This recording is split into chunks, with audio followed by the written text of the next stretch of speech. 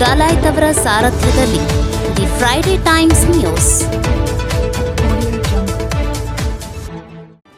ಆಡು ಮುಟ್ಟದ ಸೊಪ್ಪಿಲ್ಲ, ಸಿದ್ದರಾಮಯ್ಯ ಬೆಲೆ ಏರಿಕೆ ಮಾಡದ ವಸ್ತುವಿಲ್ಲ. ಸಿಸಿ ಪಾಟೀಲ್ ಲೇವಡಿ. ಸಿದ್ದರಾಮಯ್ಯ ನೇತೃತ್ವದ ಕಾಂಗ್ರೆಸ್ ಸರ್ಕಾರ ಗ್ಯಾರಂಟಿ ಯೋಜನೆಗಳನ್ನು ಉಳಿಸಿಕೊಳ್ಳಲು ಪೆಟ್ರೋಲ್, ಡೀಸೆಲ್ ಬೆಲೆ ಏರಿಕೆ ಮಾಡಿದ್ದಾರೆ ಎಂದು ನರಗುಂದ ಶಾಸಕ ಸಿಸಿ ಪಾಟೀಲ್ ಆಕ್ರೋಶ ವ್ಯಕ್ತಪಡಿಸಿದರು. ಅವರು ನಗರದ ಪತ್ರಿಕಾ ಭವನದಲ್ಲಿ ರವಿವಾರ ಕರೆದ ಸುದ್ದಿಗೋಷ್ಠಿಯಲ್ಲಿ ಮಾತನಾಡಿ, ಬಿಜೆಪಿ ಸರ್ಕಾರದ 40% ಕಮಿಷನ್ ಉಳಿಸಿಕೊಂಡು ಗ್ಯಾರಂಟಿ ಯೋಜನೆ ಕೊಡುತ್ತೇವೆ ಎಂದು ಸಿದ್ದರಾಮಯ್ಯ ಅವರು ಹೇಳಿದ್ದರು. ಹಾಗಿದ್ದರೆ ಈಗ ಆ 40% ಕಮಿಷನ್ ಎಲ್ಲಿ ಹೋಯಿತು ಎಂದು ಸರ್ಕಾರಕ್ಕೆ ಪ್ರಶ್ನೆ ಮಾಡಿದರು. ಮುಖ್ಯಮಂತ್ರಿ ಸಿದ್ದರಾಮಯ್ಯ 6 ತಿಂಗಳ ಹಿಂದೆ ಯಾವುದೇ ರೀತಿಯ ಬೆಲೆ ಏರಿಕೆ ಮಾಡುವುದಿಲ್ಲ ಎಂದವರು 6 ತಿಂಗಳಲ್ಲಿಯೇ ಎಲ್ಲ ಅಗತ್ಯ ವಸ್ತುಗಳ ಬೆಲೆ ಏರಿಕೆ ಮಾಡಿದ್ದಾರೆ. ಹಾಲು, ಬಸ್ ದರ, ತೆರಿಗೆ, ಮುದ್ರಾಂಕ ಶುಲ್ಕ, ನೀರಿನ ದರವನ್ನ ಏರಿಕೆ ಮಾಡಿದ್ದಾರೆ.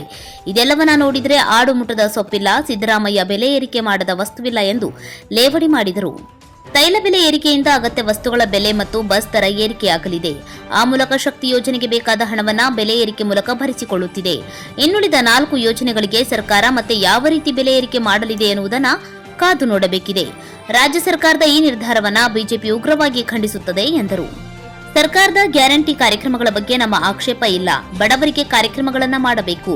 ಆದರೆ ಯೋಜನೆ ಜಾರಿಗೆ ಮುನ್ನ ಭವಿಷ್ಯದ ಸಾಮಾಜಿಕ, ಆರ್ಥಿಕ ಪರಿಸ್ಥಿತಿ ಪರಿಣಾಮಗಳನ್ನು ಅರ್ಥ ಮಾಡಿಕೊಳ್ಳಬೇಕು. 12 ಬಾರಿ ಬಜೆಟ್ ಮಂಡಿಸಿದ ಸಿದ್ದರಾಮಯ್ಯ ಆರ್ಥಿಕ ಶಿಸ್ತು ಉಳಿಸಿಕೊಳ್ಳುವಲ್ಲಿ ವಿಫಲರಾಗಿದ್ದಾರೆ ಎಂದು ಆರೋಪಿಸಿದರು.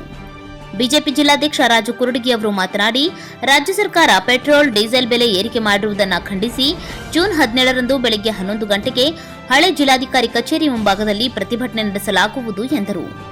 ನಂತರ ಮಾತನಾಡಿದ ನರಗುಂದ ಕ್ಷೇತ್ರ ಶಾಸಕರಾದ ಸಿಸಿ ಪಾಟೀಲ್, ಯೋಜನೆಗಳಿಂದ ಸರ್ಕಾರ ಆರ್ಥಿಕವಾಗಿ ದಿವಾಳಿಯಾಗಿದೆ. ಹೀಗಾಗಿ ಗ್ಯಾರಂಟಿ ಯೋಜನೆಗಳನ್ನು ಬಂದ್ ಮಾಡಿಸಲು ಸಿದ್ದರಾಮಯ್ಯ ಅವರೇ ಶಾಸಕರ ಮೂಲಕ ಒತ್ತಡ ಸೃಷ್ಟಿಸುವ ಹುನ್ನಾರ ನಡೆಸಿದ್ದಾರೆ. ಈಗಾಗಲೇ 2 ಹಿರಿಯ ಕಾಂಗ್ರೆಸ್ ಶಾಸಕರು ಗ್ಯಾರಂಟಿ ಬಗ್ಗೆ ಅಪಸ್ವರ ಎತ್ತಿದ್ದಾರೆ. ಇದಕ್ಕೆಲ್ಲ ಮುಖ್ಯಮಂತ್ರಿ ಸಿದ್ದರಾಮಯ್ಯ ಅವರೇ ಕಾರಣ ಎಂದರು. ಈ ಸುದ್ದಿಗೋಷ್ಠಿಯಲ್ಲಿ ನಗರಸಭೆ ಅಧ್ಯಕ್ಷೆ ಉಷಾ ದಾಸ್, ಎಂಎಸ್ ಕರಿಗೌಡ್, ಜಗನ್ನಾಥ್ ಸಭಾಂಡ್ಗೆ, ದತ್ತಣ್ಣ ಜೋಶಿ, ಎಂಎಂ ಹಿರೇಮಠ್ ಸೇರಿದಂತೆ ಮುಂತಾದವರು ಉಪಸ್ಥಿತರಿದ್ದರು.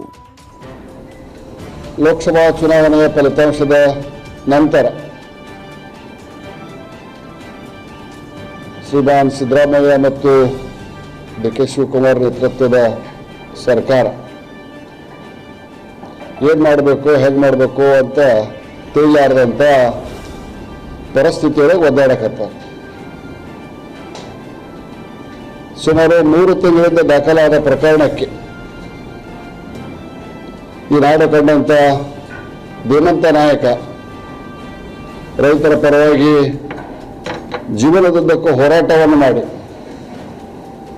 ಉಪಮುಖ್ಯಮಂತ್ರಿಯಾಗಿ, ಮುಖ್ಯಮಂತ್ರಿಯಾಗಿ ರಾಜ್ಯದ ರೈತರಿಗೆ ಹಲವಾರು ಯೋಜನೆಗಳು ಕೊಟ್ಟಂಥ ನಮ್ಮ ಪಕ್ಷದ ಸರ್ವೋಚ್ಚ ನಾಯಕರಾದಂಥ ಸನ್ಮಾನ್ಯ ಯಡಿಯೂರಪ್ಪನವರ ವಿರುದ್ಧ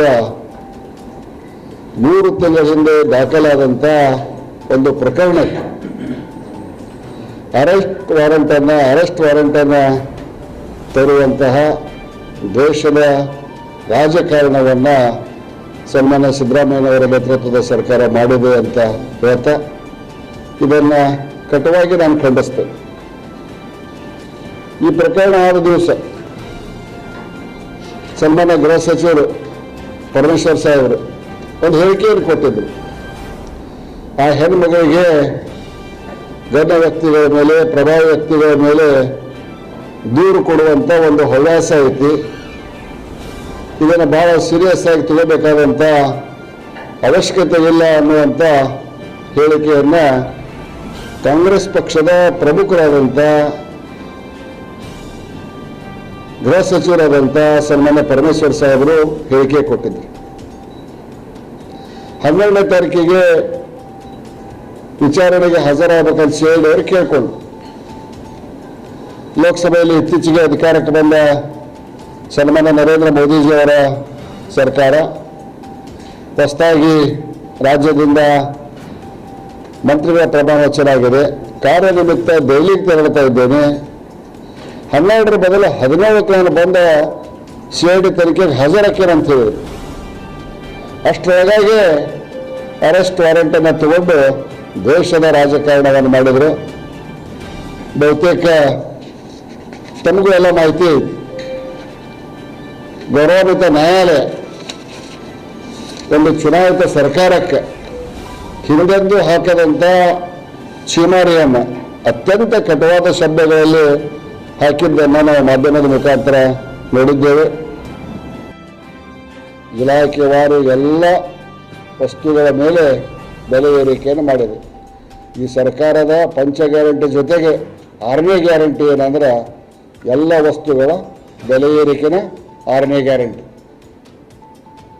ಈ ಜನರ ದುಡ್ಡನ್ನು ಈ ಕಿಸೆಯಿಂದ ತೆಗೆದು ಈ ಕೈಯಿಂದ ಕೊಟ್ಟ ಪಂಚ ಗ್ಯಾರಂಟಿ ಅನ್ನೋದು ಇಂಥ ಒಂದು ಅತ್ಯಂತ ಆರ್ಥಿಕ ಶಿಸ್ತಿಲ್ದಂಥ, ಆರ್ಥಿಕತೆ ಬಗ್ಗೆ ಲಕ್ಷ್ಯ ಇಲ್ಲದಂಥ, ಕೇವಲ ಭ್ರಮಾಲೋಕದಲ್ಲಿ ನಡೀತಿರ್ತಕ್ಕಂಥ ಈ ಸರ್ಕಾರ ಅನ್ನುವಂಥ ಮಾತನ್ನು ಹೇಳಲಿಕ್ಕೆ ಇಚ್ಛೆ ಪಡ್ತೇನೆ.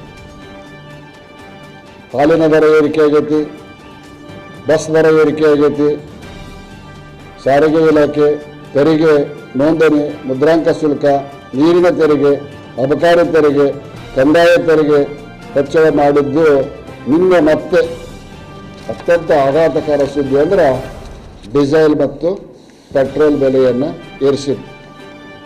ನೋಡ್ರಿ, ಇದುವರೆಗೆ ಒಂದು ತಿಂಗಳಿಗೆ 1700 ಕೋಟಿ ರೂಪಾಯಿ ಪರ್ ಮಂತ್ ಡೀಸೆಲ್ ಮತ್ತು ಪೆಟ್ರೋಲ್ ಮೇಲೆ ಸೇಲ್ ಟ್ಯಾಕ್ಸ್ ಸರ್ಕಾರಕ್ಕೆ ಬರ್ತಿತ್ತು. ಇವತ್ತು ಮತ್ತೆ 200 ರೂಪಾಯಿ ಹಾಕಿದ್ರಿಂದ ಟೋಟಲ್ ಒಂದು ತಿಂಗಳಿಗೆ 2400 ಕೋಟಿ ರೂಪಾಯಿ ಹೊರೆ ಕರ್ನಾಟಕ ರಾಜ್ಯದ ಜನರ ಮೇಲೆ ಬೀಳ್ತದೆ. 2400 crores. ನಿನ್ನೆ ಹೆಚ್ಚಾಗಿದ್ದು ಕರ್ನಾಟಕ ರಾಜ್ಯಕ್ಕೆ ಪ್ರತಿ ತಿಂಗಳಿಗೆ 200 ಕೋಟಿ ರೂಪಾಯಿ. ಈ ತೆರಿಗೆ ಇಳಿಕೆಯನ್ನು ಈಗಾಗಲೇ ನಮ್ಮ ರಾಜ್ಯಾಧ್ಯಕ್ಷರಾದಂಥ ಖಂಡಿಸಿದ್ದಾರೆ. ನಾವು ಕೂಡ ಖಂಡಿಸಿ ರಾಜ್ಯಾಧ್ಯಕ್ಷರ ಸೂಚನೆ ಮೇರೆಗೆ, ಪಕ್ಷದ ಸೂಚನೆ ಮೇರೆಗೆ ಹೋರಾಟವನ್ನು ಹಮ್ಮಿಕೊಳ್ತೇವೆ. ಡೀಸೆಲ್ ಪೆಟ್ರೋಲ್ ಹೆಚ್ಚಾಗಿದೆ, ಅದು ಕೇವಲ ಅಷ್ಟಕ್ಕೆ ಸೀಮಿತ ಆಗೋದಿಲ್ಲ.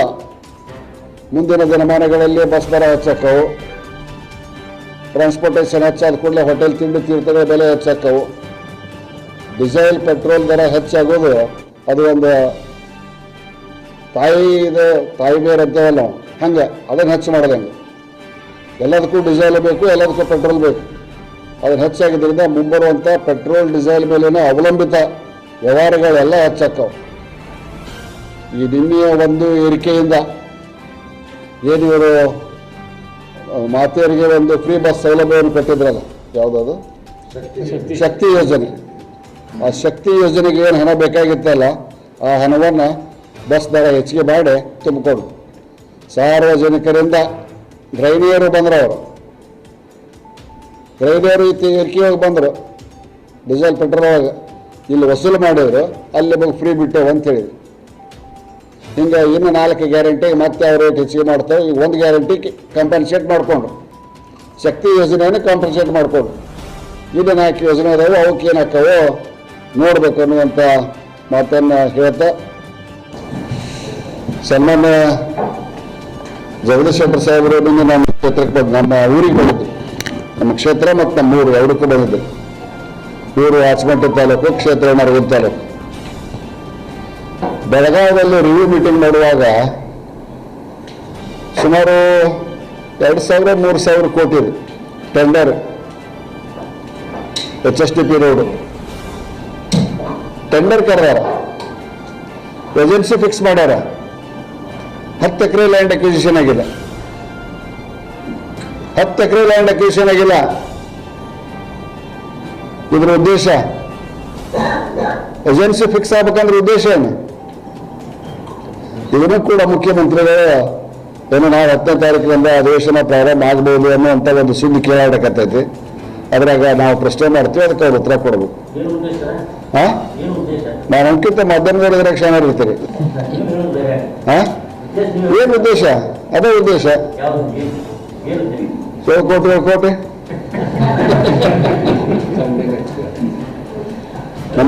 ನಮ್ಮ ಬೇರೆ ಅವ್ರದ್ದು 3 ಕೋಟಿ, ಇದು 7 ಕೋಟಿ. ಅಲ್ಲ ಅಂದ್ರೆ 7 ಕೋಟಿ ಅಂತ ಅದಕ್ಕಂತಾರ ಅರ್ಥ ಅಷ್ಟೇ. ಬರೀ 7 ಕೋಟಿ ತಿನ್ನಕ್ಕೆ ಅವ್ರು ಅಲ್ಲ, ಮತ್ತೆ ರೇಟ್ ಹೆಚ್ಚಿಗೆ ಮಾಡ್ಬೇಕಾದ್ರೆ 40ಕ್ಕಿಂತ ಹೆಚ್ಚಿಗೆ ಆಗಿರ್ಬೇಕಲ್ಲ. ಅದು ಎಲ್ಲ ರೇಟ್ ಹೆಚ್ಚಾಗ್ಬೇಕಾದ್ರೆ ಹಾಲಿನಿಂದ ಹಿಡ್ಕೊಂಡು, ನೀರಿನ ಟ್ಯಾಕ್ಸ್ನಿಂದ ಹಿಡ್ಕೊಂಡು, ಕರೆಂಟಿಂದ ಹಿಡ್ಕೊಂಡು ಎಲ್ಲ ಹೆಚ್ಚು ಮಾಡ್ಬೇಕಂದ್ರೆ ಮತ್ತೆ 40ಕ್ಕೆ ಆಗೋದಿಲ್ಲ ಅದು. ಒಂದು 60-70 ರೂಪಾಯಿ ಬಂದು ನಿಂತಿರ್ಬೇಕು. ಒಂದು ಕೆಲಸನೇ ಇಲ್ಲಲ್ಲ, ಎಲ್ಲಿ ಹೋದ್ ದುಡ್ಡು? ಇಳಿಕೆ ಸಲ್ಲಿ ಜಂಗ್ ಹತ್ತಾವ. ನಮ್ಮ ಕೈ ನೋವು ಹಾಕಿದ್ದೆ, ಭೂಮಿ ಪೂಜೆ ಮಾಡಿ ಮಾಡಿ ಮಾಡಿ ಮಾಡಿ 2 ರೂಪಾಯಿ ನೋವು ಹಾಕಿದ್ದೆ. ಯಾರು ಮಾಡ್ಯಾರ ನೀವು ಹೇಳ್ರಿ? ಇಲ್ಲ ರಾಜಕೀಯ ಆರೋಪ ಅಂತ ತಿಳ್ಕೊಬೇಡ್ರಿ, ವಸ್ತು ಸ್ಥಿತಿ ಇದೆ. ಯಾರು ಮಾಡ್ಯಾರಪ್ಪ? ಮತ್ತು ನಮ್ಮ ಎಂ ಬಿ ಪಾಟೀಲ್ ಅವ್ರಿಗೆ ಅಂಕಾರ ಏನು ಇದೇ ಇಲ್ಲ, ಉಳಿದ ರಾಜ್ಯದಕ್ಕಿಂತ ಕಡಿಮೆ ಐತಾನೆ ಬೇರೆ ವರ್ಷದ್ದು. ಚಲೋ ಕೆಲಸದಾಗ ಹೋಲಿಸ್ಬೋದು, ಹೆಚ್ಚಿದ್ದಕ್ಕೆ ಯಾಕೆ ಹೋಲಿಸ್ತಾರೆ? ನಮ್ಮ ಲಿಂಗೈಕ್ಯ ತೋಟದಾರ ಜಗತ್ತುಗಳು ಹೇಳ್ತಿದ್ರು, ಅವ್ರ ಮಠಕ್ಕೆ ಹೊಂಟಿದ್ರಂತ, ಒಬ್ಬ ಹಂಗ ನೆಲಕ್ಕೆ ಹಾಕಕತ್ತಿದ್ದಂತ. ಏನು ತಿನ್ನಕತ್ತೀವೋ ಬಸವ ಅಂತ ಕೇಳಿದ್ರಂತ. ಯಪ್ಪ ಮುದುಕಿ ಮಾಡೋ ಮಿರ್ಚಿ ತಿನ್ನಂಗೆ ಮಾಡಕತ್ತ ಪುಕ್ಕ ಹಂಗ ತಿನ್ನಂಗ ಮಾಡಿದಾರ ಮಿರ್ಚಿ ಹಾಕಿ ತಿಂತಿ, ಬೆಳಗಾವ ಕುಂಡ ತಿನ್ನು, ಧಾರವಾಡ ಪೇಡೆ ತಿನ್ನು, ಹೊಟ್ಟಿರೋ ಮಿರ್ಚಿ ಹಾಕಿ ತಿಂತಿ ಅಂತ ಹೇಳಿದ್ರಂತ. ಹಂಗೆ ನಮ್ಮ ಎಂ ಬಿ ಪಾಟೀಲ್ ಹೋಲಿಸ್ಕೊಳ್ಳೋದು ಚಲೋದಕ್ಕೆ ಹೋಲಿಸ್ಕೊಳ್ಳೋದು, ಇಂಥದಕ್ಕೆ ಯಾಕೆ ಹೋಲಿಸ್ಕೊಂತಾರೆ? ಎಲ್ಲರೂ ಕಣ್ಣೆತ್ತಿ ನೋಡಲ್ಲ ಕಾಂಗ್ರೆಸ್ ಸರ್ಕಾರದಾಗ. The Friday Times News Gadag.